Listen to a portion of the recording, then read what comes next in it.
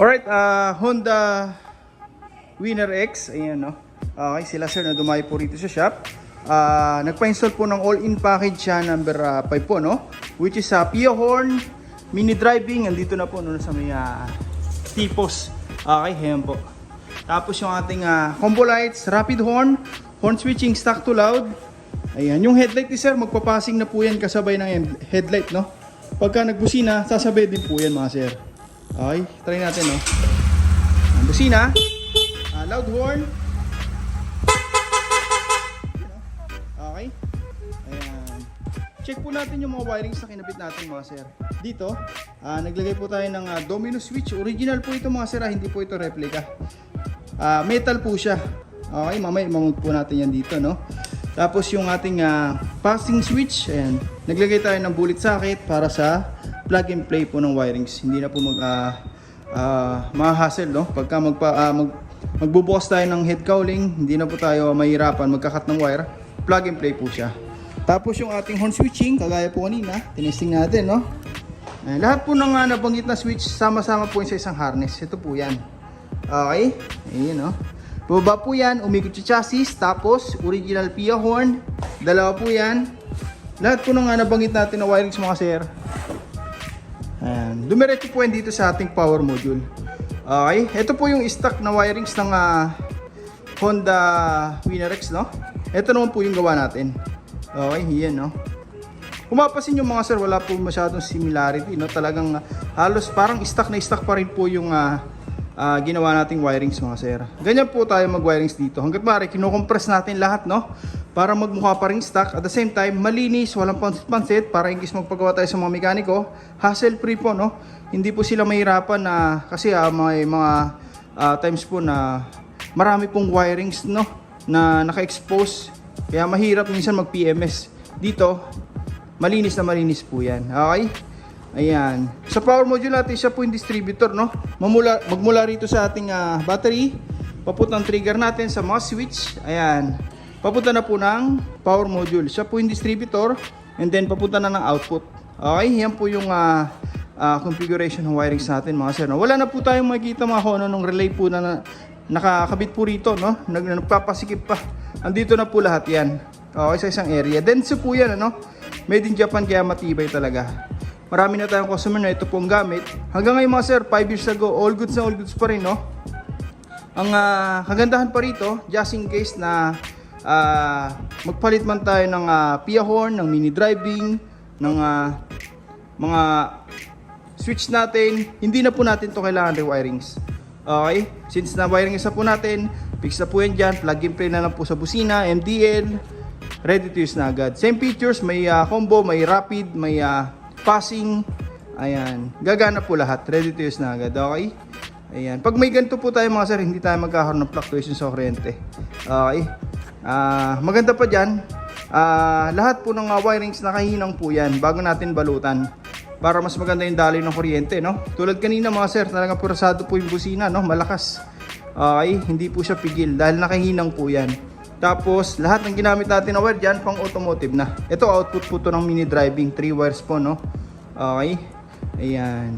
May ganyan-kanyang output. Okay. Nakahinang, nakashrinkable tube. Then after nyan, ayun na. Naka-rubberized tape na po lahat. Para mas matibay, no? Kasi the more na nagiging harness ang wirings, mas tumitibay po yan. Okay, lalo sa pang all-weather, no? Mabasa man yan, magpa-motor wash man tayo, hindi tayo mangamba na baka magkaroon ng malfunction dahil nakabalot po, no?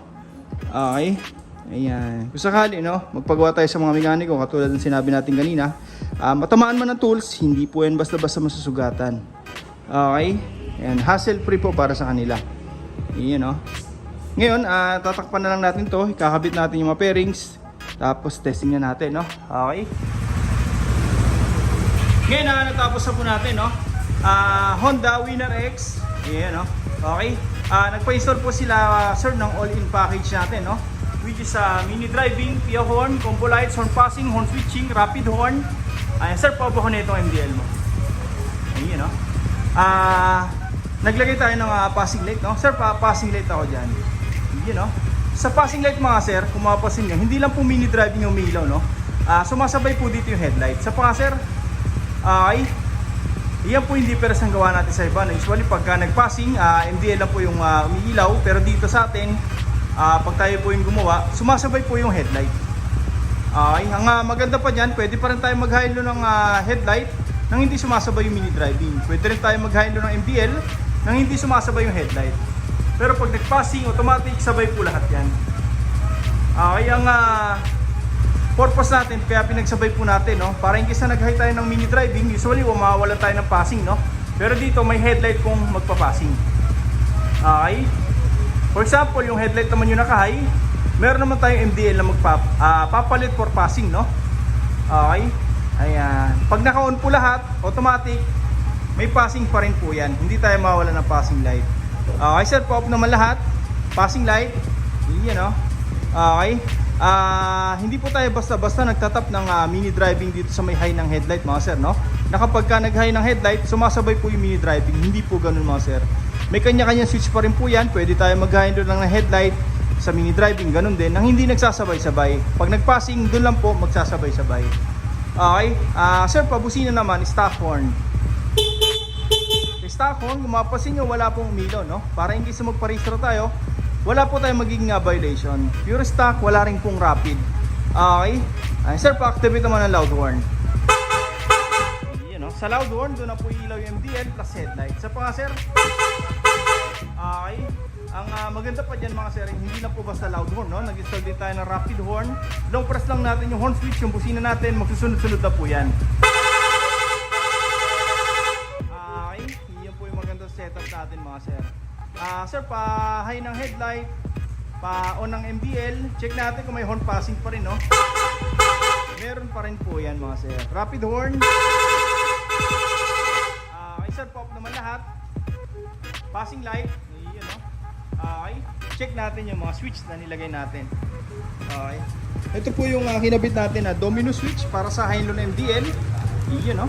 Tapos yung ating passing switch para sa combo lights. Ayan, sumasabay po dyan yung headlight. Okay, yun, no? Ang maganda dyan, pwede pa rin tayo mag-hilo ng headlight lang na hindi sumasabay yung mini driving. Pwede rin tayo mag-hilo ng MDL lang na hindi sumasabay yung headlight. Okay? Pero pag ito po yung pinindot, automatic sabay po yan. Okay, yan po yung maganda sa setup natin, mga sir. Yung iba po kasi, no, tinatap po dito sa may high ng headlight yung MDL para daw may passing. Ang problema dyan, pag nag-high po ng headlight, sasabay po yung mini driving, which is bawal po sa LTO. Okay, dito headlight lang po yan, dito MDL lang po yan.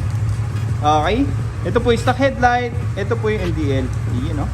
Okay, kung mapapansin yung serye natin, no, napakaliwanag pa, pero yung MDL litaw na po.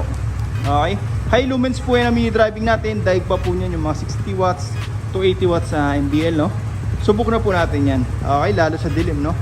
Ito naman po yung stock horn, loud horn, rapid horn. Yun, no? Okay, ayan. Ayan, no? Sa mga gusto pong pagawa, punta lang po kayo dito sa shop. First come, first serve po tayo. Maraming salamat po.